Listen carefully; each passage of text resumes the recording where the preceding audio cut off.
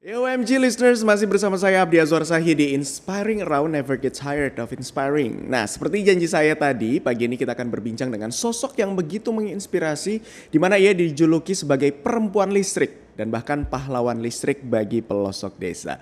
Di mana Presiden ke-44 Amerika Serikat Barack Obama juga pernah menyebut namanya sebagai apresiasi atas kiprah Tri Mumpuni dalam mempelopori pembangkit listrik mikrohidro di pedesaan. Nah, apakah pembangkit listrik mikrohidro itu, saya sampai belibet nih nyebutnya ya. Oke, apakah pembangkit listrik mikrohidro itu dan apa saja artinya atau manfaatnya bagi warga desa terpencil? Kita akan langsung menanyakan kepada Ibu Tri Mumpuni atau Ibu Puni yang sudah terhubung bersama kami di program ini. Halo, selamat pagi. Assalamualaikum Bu Puni, apa kabar? Waalaikumsalam warahmatullahi wabarakatuh. Alhamdulillah sehat-sehat saja pagi ini. Alhamdulillah. Dengan sapaan Ibu Puni ini saya langsung berasa kesetrum nih langsung di studio nih. Kesetrum aura positif semangatnya, semangat menginspirasinya ya. Oke, Amin. Bu Puni, di segmen sebelumnya MG Listeners sudah sedikit mengenal Ibu Puni, begitu juga saya yang sangat terkesima nih dengan mendengar berbagai penghargaan internasional yang Ibu raih selama ini. Nah, mungkin kita boleh mulai dulu nih dengan apa sih Bu sebenarnya pembangkit listrik tenaga mikrohidro itu atau PLTMH? Terima kasih Mas. Wah, ini sampai kayak mau kuliah ya, menghafal bener PLTMH, Ya. pembangkit listrik tenaga mikrohidro. Jadi sebetulnya Indonesia ini dirahmati Allah ya, kita punya banyak sungai. Sungai itu kan airnya mengalir dari atas ke bawah. Betul. Nah, ini harus menjelaskan pakai gambar, tapi ya sudahlah semampu saya gitu ya. Nah, air itu diverted atau dibelokkan ya di titik, ini saya bilang misalnya di titik ketinggian ya, di titik ketinggian 10 meter, gampangnya gitu. Anda harus membayangkan di titik ketinggian 10 meter, sungai itu dibelokkan, terus membuat open channel itu apa? Jadi saluran terbuka. Kok ke Inggris-Inggrisan ya, jadi saluran terbuka gitu, itu disalurkan terus harus sama tingginya 10 meter. Nanti ini kan saluran yang kita buat itu. Sementara sungai kan mengalir ke bawah, ya toh? Nah nanti di ketinggian 5 meter, kebetulan sungainya mengalir ke bawah airnya, ada ketinggian 5 meter. Nah air saluran terbuka yang kita buat masih 10 meter tadi itu kita bawa entah sampai ketemu nanti dengan tinggi sungai yang hanya 5 meter gitu kan, itu kita turunkan airnya. Atau kita biasanya menggunakan yang namanya saluran pipa pesat atau penstock. Oke, jadi dengan memanfaatkan sungai gitu ya Bu ya? Ya, air sungai itu yang dilihat nanti debitnya, debit atau flow atau jumlah airnya yang kita salurkan ke saluran terbuka tadi, terus airnya kita turunkan ya, karena beda tinggi. Jadi rumusnya itu power atau listrik. Oke lah, kita dapat power dari listrik itu sama dengan ada jumlah air yang disebut debit dikalikan dengan beda tinggi sungai. Ya, beda tinggi sungai, kemudian terus terang dikalikan dengan efisiensi mesin atau sistem lah. Yaitu ada gravitasi di situ dan sebagainya. Sangat mudah kalau kita bisa melihat langsung ke sungainya, terus melihat oh begini ya caranya. Ini sungainya kita lihat seperti apa. Nah, ini di Indonesia jumlahnya banyak sekali. Kelebihan dari pembangkit ini adalah dia memang high teknologi tapi dia user friendly. Masyarakat itu dengan mudah bisa diajari. Ya, diajarkan bagaimana membuat pembangkit ini, bagaimana nanti mengoperasikan, bagaimana nanti merawat gitu. Jadi ini betul-betul artinya ini dibangun sendiri ya Bu ya, sama masyarakatnya bisa? Iya, harusnya begitu. Jadi jangan proyek. Kalau pakai proyek biasanya nanti dikejar waktu. Sehingga proses pembelajaran masyarakat nggak ada kan. Kan kalau proyek pemerintah itu ada disbursement schedule. Jadi dana diturunkan dengan jadwal yang ketat. Kemudian penyelesaian pekerjaan juga ketat. Sehingga kita bicara seperti dengan robot. Nah ini buat saya nggak akan berhasil kalau membangun seperti ini. Berarti bisa dikatakan Ibu memberdayakan warga desa untuk membangun PLTMH ini ya Bu ya? Bersama-sama. tetap ada hal-hal yang warga desa nggak paham ya. Kalau kita bicara soal alignment mesin, Ya, betul. terus Yang lebih teknis itu gitu kan ya. nggak ngerti. Yang teknik-teknik, terus misalnya nanti kalau kita bicara konstruksi sipil itu rakyat Nah. harus tahu pakai stone masonry itu kan Betul. rakyat juga nggak ngerti. Tapi itu bisa dilibatkan. Yang penting, yang utamanya adalah masyarakat dilibatkan. Oke. Kalau masyarakat dilibatkan, time frame-nya harus berubah, jadi perlu waktu yang agak lama. Tapi that is development. Oke. Pembangunan itu perlu waktu karena kita ingin mencerdaskan rakyat. Iya. Kita bukan membangun hanya untuk sekedar menghabiskan uang, mengejar target dan waktu yang sangat rigid, sehingga jadinya barang ada. Tapi rakyat nggak ngerti, begitu rusak, ya sudah, namanya melangkrak. Ini yang kita hindari banget, Mas. Baik, ya ini sangat inovatif sih, berarti selain dengan memberikan pembangkit listrik di sebuah desa yang mungkin masih sulit dijangkau oleh tenaga listrik, artinya dengan membangun mikrohidro ini tidak hanya memberikan mereka pembangkit listrik saja, namun juga pemberdayaan masyarakat juga diikutkan dalam terlibat di proyek itu. Nah, ini sejak dari tahun berapa Bu Puni proyeknya? Awal 90-an. Sebetulnya tujuan kita adalah ya memberi energi ke masyarakat, literally memberi energi itu listrik, ada energi ya, tapi juga memberi energi kemanusiaan. Ini yang sering dilupakan dalam sebuah proses pembangunan. Energi itu juga harus ada energi kemanusiaan di mana manusianya diberdayakan. Rakyat dihargai energinya. Jadi rakyat itu kan punya energi juga, punya imajinasi dan punya greget atau namanya passion. Jadi 3 hal itu harus betul-betul mampu kita tangkap, kita capture. Energi masyarakat, energi yang tadi saya katakan energi kemanusiaan, kemudian juga imajinasi mereka, pembangunan itu seperti apa sih? Benar nggak sih kita mampu menangkap visi ke depan rakyat itu seperti apa? Yeah. Jangan dikira yang punya visi hanya orang-orang yang sekolah saja gitu loh. Orang desa juga dengan local wisdom, dengan kearifan lokal mereka, mereka punya visi untuk apa? Untuk agar hidup mereka itu berkesinambungan, selaras dengan alam. Semua kena COVID, Baduy nggak kena COVID karena Baduy punya kearifan lokal. Baik. Jadi proyek ini juga sekaligus memberikan mereka pembelajaran baru juga mungkin ya dari soal kelistrikan karena mereka terlibat di dalamnya walaupun mungkin hal-hal teknis enggak tapi juga tetap mempertahankan kearifan lokal yang ada di desanya mereka. Nah, ini sejauh ini sudah berapa desa, Bu? Sudah wilayah mana saja yang dijangkau dengan hasil Saya karya harus ini? ingat-ingat tapi sekitar kalau nggak salah 80-an desa, Mas. 80-an desa di berapa provinsi? Di berapa kota? Bukan di kota ya, di desa ya. Pokoknya Sumatera ada. Sumatera. Jawa banyak, Sulawesi banyak, Sulawesi. Kalimantan ada. Oke. Terus ada pulau kecil ya. Tapi yang jelas kemarin tuh kita mau membangun di Papua. Sampai detik ini sudah hampir 3 tahun persiapannya belum terlaksana. Karena ya Mas tahu sendiri dari segi keamanan. Terus kemudian sebenarnya kalau segi keamanan sih bisa lah kepala suku tuh menjamin kita. Iya. Persoalannya adalah sekarang ini kan Anda bisa bayangkan dengan biaya 94 miliar, itu 54 miliar itu hanya habis untuk transportasi. Ini yang masih jadi bahan perbincangan kita.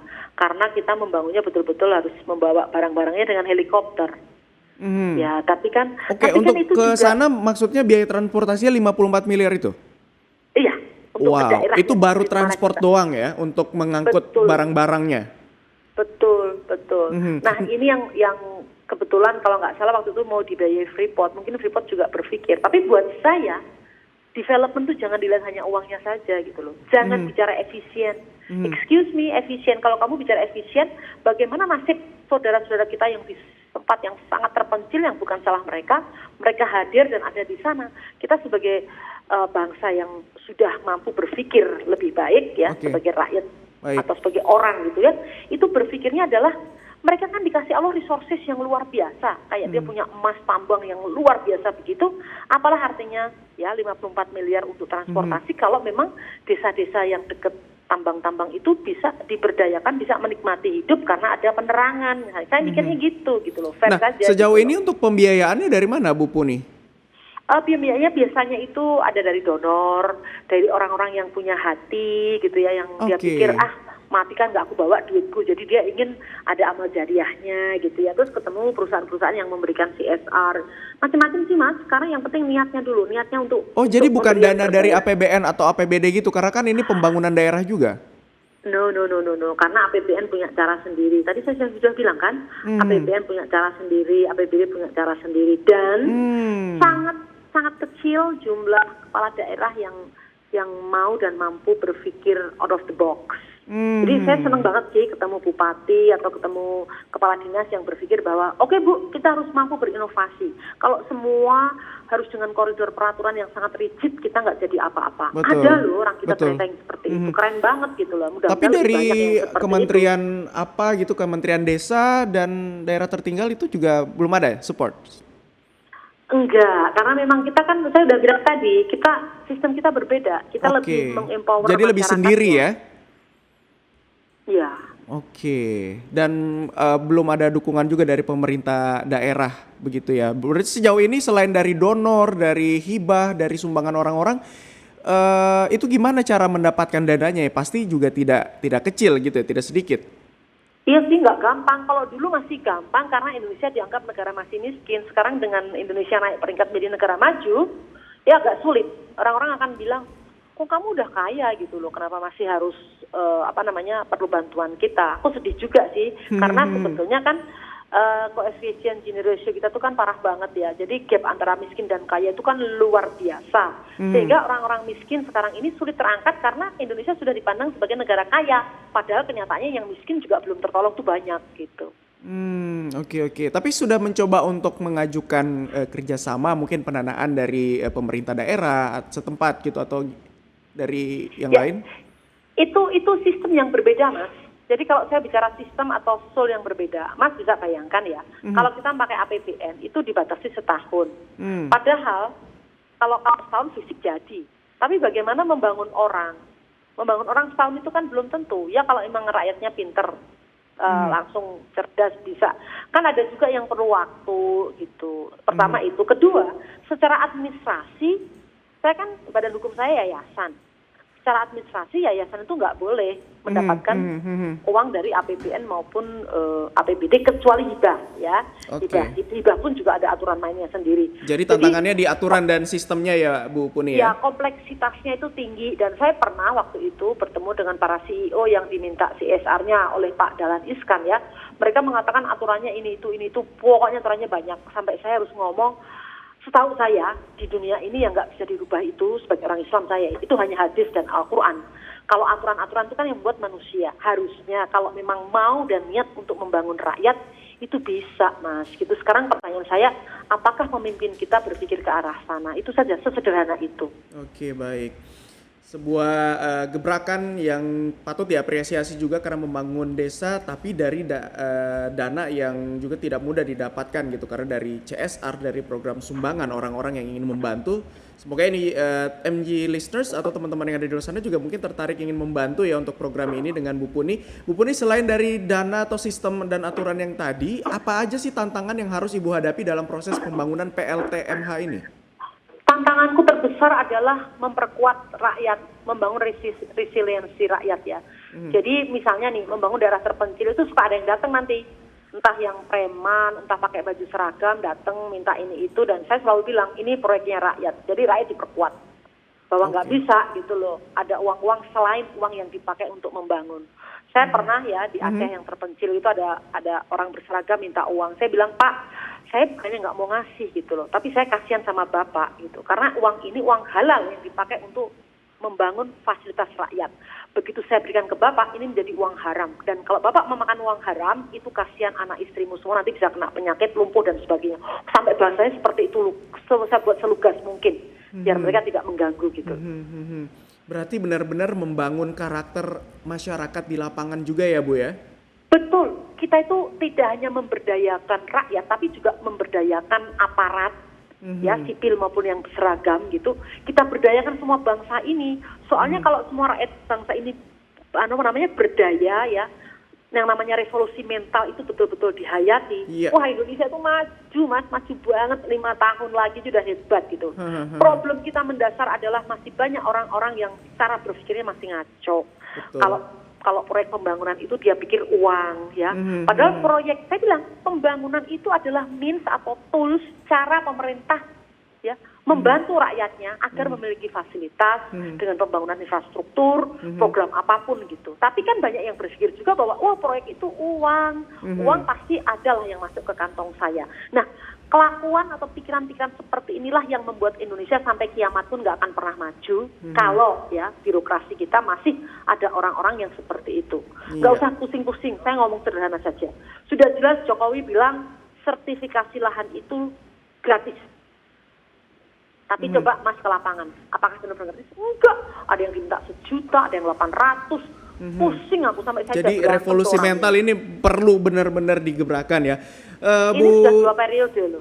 Bu Puni, ini saya dapat informasi kalau ternyata Bu Puni ini tidak hanya bikin proyek ini di desa-desa aja nih di Indonesia, tapi ternyata udah sampai di luar negeri ya. Di mana aja nih Bu? Oh, Filipina. Terus kita juga sharing knowledge, waktu itu suami saya juga ngajar ya di universitas alumni Universitas Kigali. Jadi Rwanda itu di Afrika, Rwanda itu membuat namanya college, namanya Tumba College gitu ya. Di situ ada pelajaran mikrohidro, cara membuat listrik untuk rakyat gitu ya. Jadi ya kita tuh share sebenarnya ke banyak negara sih. Ya, banyak negara, tapi banyak juga yang datang ke kita. Jadi kita pernah kerjasama dengan Kementerian Luar Negeri, itu dulu rutin dari 2005 sampai 2000 berapa ya, hampir 8 tahunan gitu, mendatangkan orang-orang yang belajar di kita gitu ya. Ada yang didukung oleh Jepang segala macam gitu ya. Tapi terus kemudian biasanya kalau ada perubahan birokrasi, terus si pejabatnya punya temen di tempat lain, jadi ya sudahlah, mereka ingin. Nah itu tadi, karena pikirannya proyek. Kalau saya kan enggak. Saya sih, Anda datang minta tolong, kita bantu, karena ada biayanya fine. Tentunya kan wajar orang bekerja itu mendapatkan dana gitu ya. Tapi bukan terus, ini kok IBK melulu ya gitu. Dia berpikirnya udah diberikan ke temennya. Aku juga nggak tahu apakah temennya itu juga punya kapasitas yang sama. Itu kan hanya mereka yang tahu, yang bisa menilai gitu. Tapi saya bersyukur bahwa banyak orang-orang yang kita latih dari negara-negara non-blok ya, itu semua masih kontak, berkirim kabar, mengucapkan banyak terima kasih gitu. Jadi menebar inspirasinya tidak hanya di tanah air saja, tapi juga sudah menggaungkan sampai di luar negeri dalam menebarkan inspirasi dan juga membantu orang banyak. MG listeners, Ibu Puni dan juga suami sudah menerang lebih dari 60 desa di Indonesia dan juga ada di negara lain. Di segmen sebelumnya sudah disebutkan ya, ada di Filipina, kemudian juga di Afrika. Namun itu ternyata bukan tujuan utama Ibu Puni. Jadi pada tahun 92 Ibu dan suami membentuk Institut Bisnis dan Ekonomi Kerakyatan atau IBK. Nah, melalui IBK ini Ibu Puni ingin warga desa setelah memiliki listrik mampu menggunakan listrik tersebut untuk kegiatan yang produktif. Nah, kita tanyakan langsung sebenarnya apa nih Bu kegiatan dari IBK ini? IBK itu macam-macam ya. Jadi memang pintu masuk itu memberikan infrastruktur listrik, air bersih, terus kemudian juga pompa air untuk misalnya di sawah atau kebun gitu ya. Jadi macam-macam yang langsung berhubungan dengan rakyat. Tapi itu semuanya pintu masuk. Karena yang mau kita bangun itu sebenarnya karakter manusianya. Karakter ya tetap ya. Karakter. Jadi membangun karakter itu perlu waktu yang lama dan itu biasanya diawali dengan membangun trust, membangun kepercayaan, trust building, membangun kepercayaan. Nah, membangun kepercayaan ini kan paling gampangnya dengan infrastruktur. Kamu gelap gulita kasih listrik sehingga orangnya langsung, wow ini bener nih, nggak bohong nih, nyatanya toh kita dari gelap punya terang. Atau misalnya kekeringan sekali nggak ada air, kalau dapat air sampai jalan 2 jam itu kasihan ya. Kemudian kita mendatangkan air dengan solar pumping system apapun lah, kan sekarang teknologi banyak banget pilihannya. Mereka merasa, oh sekarang udah dapat air nih. Terus dia mulai percaya. Nah, rasa percaya ini yang kemudian kita kelola untuk membuat mereka mau bangkit. Oke, sudah ada listrik, berarti panenmu itu bisa dikeringkan, punya nilai tambah. Oke, sudah ada air bersih ini ya. Berarti kalau mandi, air kotornya dikumpulkan untuk menyiram daerah yang gersang dan tandus seperti Sumba. Setelah kamu siram terus-menerus, itu dicangkul bisa. Kemudian mulai diperkenalkan bibit cabai, sayuran dan sebagainya. Dulu tahun 99 waktu datang pertama kali kita ke Sumba, itu kalau musim badai dijamin tidak akan ada sayur. Karena sayur di Sumba itu didatangkan dari Surabaya. Kemudian kita ajarkanlah ke anak-anak SD dulu. Nih lihat satu petak ya, 10 kali 10 kan 100 meter persegi. Coba kamu tanam, kita bawakan bibit, tapi kita siram terus. Nyiramnya dari mana? Karena sudah ada air bersih yang ada di sana. Dan air bersih ini kita buat sedemikian rupa ya jambannya sehingga air kotornya tertampung. Air kotornya itulah yang dipakai untuk menyiram tanah yang kering kerontang itu. Kalau disiram terus-menerus, ternyata dicangkul bisa jadi gembur. Awal-awalnya mungkin dikasih tanaman endemik di situlah, sehingga setelah itu bagus tumbuh dengan baik, kita memperkenalkan. Waktu itu kita memperkenalkan cabai, terus bayam. Wah, sekarang udah alhamdulillah. Jadi mau ada badai seperti apapun juga, mereka sudah mampu mencukupi kebutuhan sayur-sayurannya sendiri. Baik. Jadi sekalian Ini edukasi loh, juga saya ya ke masyarakat sekitar tentang tanaman-tanaman yang mungkin bisa ditanam juga untuk mereka. Nah, pasti Bu Puni ini tidak mungkin bekerja sendiri, nggak mungkin cuma berdua aja. Pasti untuk membangun karakter warga, apalagi pembangunan ya suatu desa itu pasti ada timnya. Ada timnya nggak sih Bu waktu itu dibantu? Kita punya tim kita alhamdulillah anak-anak muda semua yang ya saya dirahmati Allah ya. Ada anak-anak muda yang ini yang agak membuat kita haru gitu ya. Ada yang sudah sekolahnya itu sampai sudah master di luar negeri, sudah kerja, gajinya double digit dan sebagainya. Itu mereka balik. Mereka datang ke kita, terus kayaknya saya kok lebih contented ya di sini. Saya langsung bermanfaat banget gitu buat rakyat gitu. Anak-anak seperti ini yang kadang-kadang bikin aku sampai berurai ya terharu lah ya, terenyuh gitu, berurai air mata. Ada loh ternyata anak-anak muda yang hidupnya itu mencari mining, tidak mencari manis saja gitu. Nah anak-anak seperti inilah yang kita ajak bersama-sama memperbaiki negeri ini. Ya, oke. Jadi tenaga dari pemuda yang ingin kembali membangun negeri dari walaupun mereka belajar di luar, kemudian mereka balik ke Indonesia, ke tanah air untuk sama-sama membangun negeri ini. Mungkin kalau ada MG listeners nih yang lagi mendengar kita, Bu Puni, yang juga ingin sama-sama bergabung dalam gerakan sosial Bu Puni, ini bisa ngubungin kemana nih Bu? Oh nanti kalau orangnya menghubungi Mas, kasih aja nomor teleponku karena sudah ada beberapa gitu yang misalnya kalau sosial media Instagramnya ada nggak? Kenapa? Sosial IBK media. ada. IPBK ada Instagramnya IBK. IBK ya? IBK, Institut Bisnis dan Ekonomi Kerakyatan. Jadi IBEKA. Oke, itu IBK. ada Instagramnya. Ada dan ya? saya bersyukur ya orang-orang yang datang ke kita biasanya memang yang kalau menurut saya sih soulnya udah ketangkep duluan gitu. Kan kita ya, saya tidak pernah membuat proposal minta-minta gitu kalau misalnya orangnya nggak paham gitu loh buat apa gitu. Jadi yang datang ke kita itu betul-betul orang yang punya kesadaran yang penuh bahwa memang kalau mati uangku nggak aku bawa gitu. Ada loh ibu yang udah sepuh gitu. Jeng sebelum aku meninggal ini Jeng ini masih ada dana ini untuk bisa bikin jembatan di daerah terpencil, bikin air bersih, bikin listrik, bikin macam-macam untuk pertanian dan sebagainya. Saya bersyukur bahwa Indonesia sudah mulai banyak orang yang ke arah sana. Kita kan negara makmur nih, jadi banyak orang-orang yang berlebih, tapi juga hatinya betul-betul lebih gitu ya. Yeah. Itu yang penting banget. Baik, semoga diharapkan makin banyak ya orang-orang yang tersadarkan dengan saudara-saudara kita yang masih membutuhkan bantuan di daerah-daerah pelosok. Nah, Bu Puni dengan membangun mikrohidro ini, IBK juga bisa memperbaiki ekonomi desa. Listriknya dipakai untuk meningkatkan nilai tambah hasil seperti panen masyarakat. Tadi sudah dijelaskan juga bisa membiayai pendidikan dan biaya pengobatan warga mungkin. Nah, ini skema ini dirancang sama ibu dan suami. Apa yang mendasari skema ini, Bu? Gini, saya tuh dulu inget kan, tahun berapa ya, 90-an lah, ikut suami saya. Dia kan belajar mikrohidro di Swiss ya. Oke. Terus kita ke sana gitu, saya melihat gitu, bahwa ternyata listrik di desa itu tidak hanya untuk konsumtif, tapi untuk macam-macam. Bahkan ada sebuah desa namanya Sangalen ya, Khurwalden, Sangalen masih terus lagi. Di sana itu dulu, yang aku dengar ceritanya langsung dari petaninya. Dulu itu zaman resesi orang-orang pada migrasi ya ke Amerika gitu. Tapi yang tertinggal di situ, kemudian dia memanfaatkan air yang kan di pegunungan Swiss kan airnya bagus-bagus. Yeah. Nah itu dipakai. Kemudian mereka mampu membuat listrik dijual. Listrik itu ke grid, kayak kita ke PLN-nya gitu ya. Nah uang itu yang dipakai untuk pembangunan desa tersebut. Okay. Wah ini menarik banget gitu ya. Tapi hal lain yang buat saya lebih menarik adalah mereka itu kompak.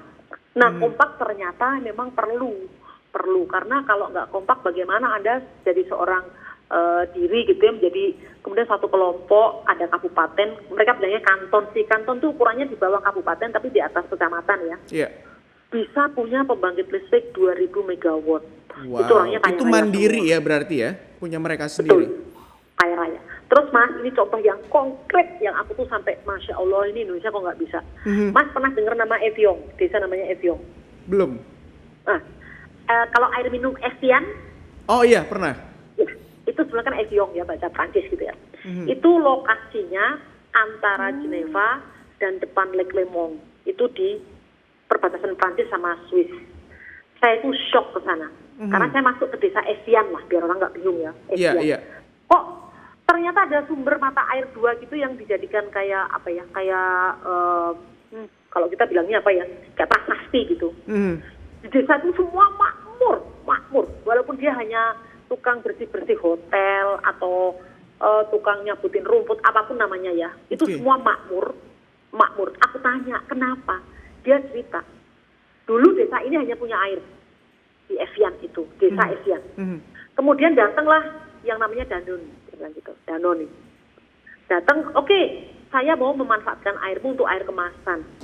Terus akhirnya mereka ngomong kan, membentuk koperasi. Jadi anak orang-orang desa itu punya saham. Jadi Mas bisa bayangin sekarang operasional Danone itu dengan Evian air mineral itu kan ke seluruh Eropa kemana waktu itu. Nah itu setiap botol yang dijual itu ada sahamnya orang Evian, wong desa Evian itu loh. Wow. Jadi kaya raya. Bayangkan Mas dengan kondisi Indonesia, airnya sedot seperti di Cipari itu ya, di Sukabumi, rakyat minum air comberan miskin, yang kaya perusahaannya. Ada Wow. keliru kan di sini? Siapa yang keliru? Mari kita perbaiki bersama-sama. Berarti Harusnya memang seperti itu. pemberdayaan ya, pemberdayaan Ya. lagi-lagi dengan Jadi resources Mas, memanfaatkan. saya minta waktu sedikit ya.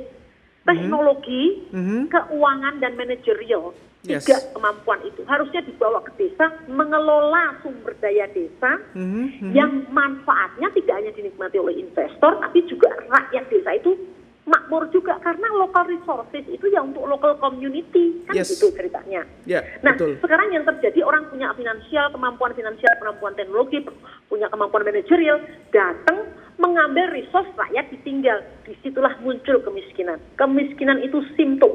Karena real atau akar permasalahannya adalah karena rakyat dipisahkan dari sumber daya alam yang dikasih Allah di situ. Inilah peran kita sebagai orang-orang yang waras gitu ya. Maksud saya, ini juga peran dari para birokrasi kita yang memberikan izin tanpa melihat bahwa ini sebenarnya untuk memakmurkan rakyat. Dia hanya cukup birokratnya dikasih, rakyat nggak dapat apa-apa, nggak masalah. Itu aku suka sedih kalau ke Eropa itu banyak sekali daerah-daerah yang kaya raya itu ternyata karena memang mereka cerdas di awal. Ya, betul sekali. Jadi artinya pemberdayaan masyarakat juga penting dengan tidak meninggalkan mereka. Artinya mereka juga dilibatkan dalam pembangunan desanya, dan lagi-lagi local wisdom dan segala sumber daya alam yang mereka miliki juga mereka harus turut diperankan. Jangan mengambil semesta-mesta pihak lain justru yang menikmatinya ya.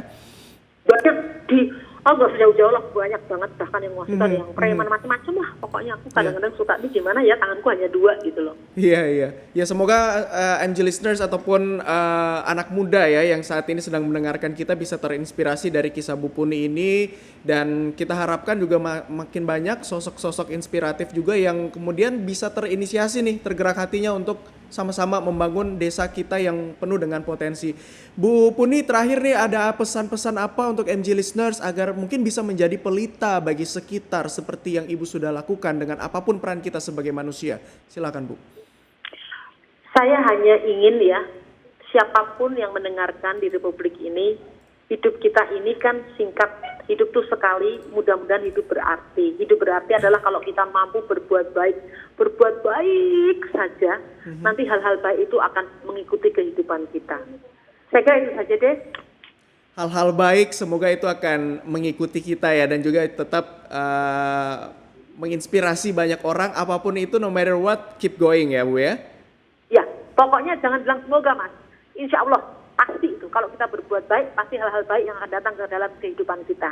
Insya Allah, amin. Baik, Ibu Puni, terima kasih banyak sudah bergabung bersama kami di Inspiring Around pagi ini. Semoga kisahnya juga bisa menginspirasi teman-teman MG listeners yang mendengar kali ini. Semangat terus Ibu Puni dengan perjuangannya dengan proyek-proyeknya juga menghadirkan listrik hingga ke pelosok-pelosok desa. Semoga karya-karya Ibu ini bisa menghasilkan orang-orang yang juga bisa kembali memanfaatkan nilai-nilai yang Ibu berikan ke mereka untuk melahirkan generasi yang bermanfaat ke depannya. Terima kasih sekali lagi Ibu Puni, selamat kembali beraktivitas. Sehat selalu Terima Bu Puni. kasih Mas Abdi dan semua pemirsa Assalamualaikum. yang mendengar nih kok pemirsa. Ayo, Waalaikumsalam warahmatullahi wabarakatuh Mas Abdi. Terima kasih. Oke.